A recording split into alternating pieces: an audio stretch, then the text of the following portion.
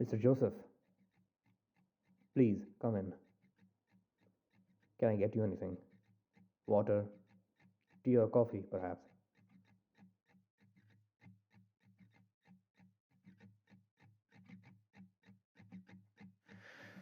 Sorry for the meager setting.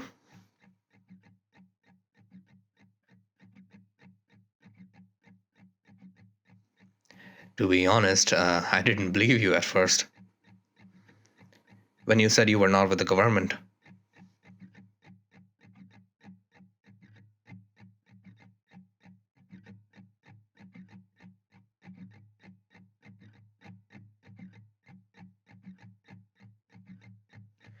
Sure thing.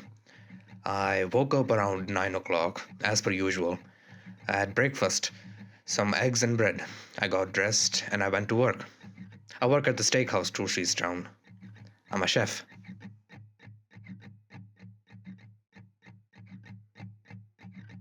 Around 12 hours.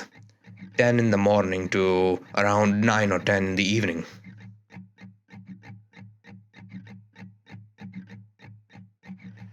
Well, the impact you mentioned had me quite shook. I was sent flying off and into a tree. At least, that's what the paramedics tell me. I did, yes. The doctor has said it's nothing more than a minor concussion and a stiff back for a few days.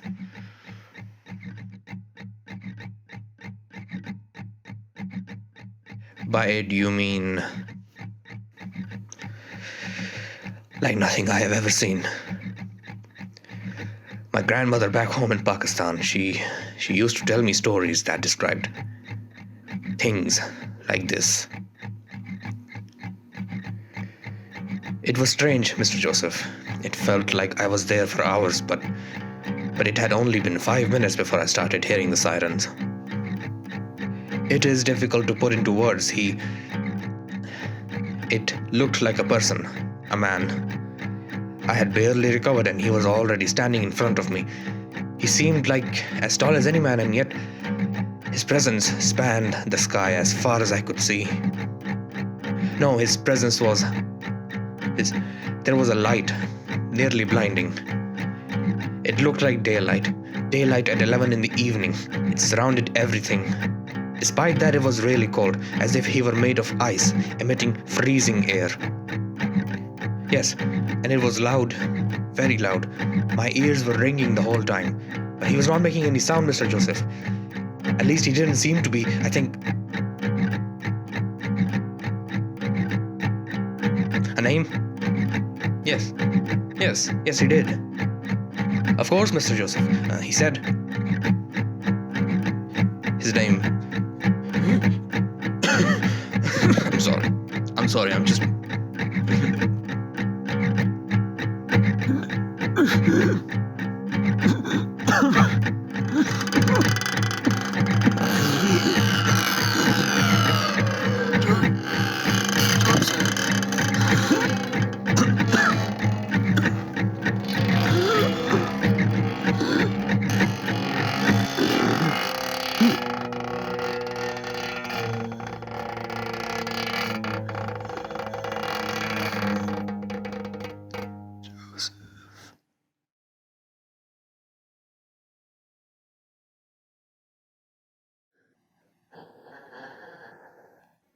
Kashif. Mr. Kashif? Kashif!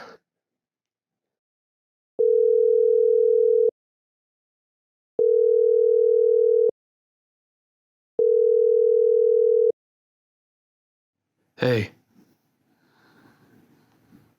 Nope. Yep. Just like last time. It was the name. It's always the name.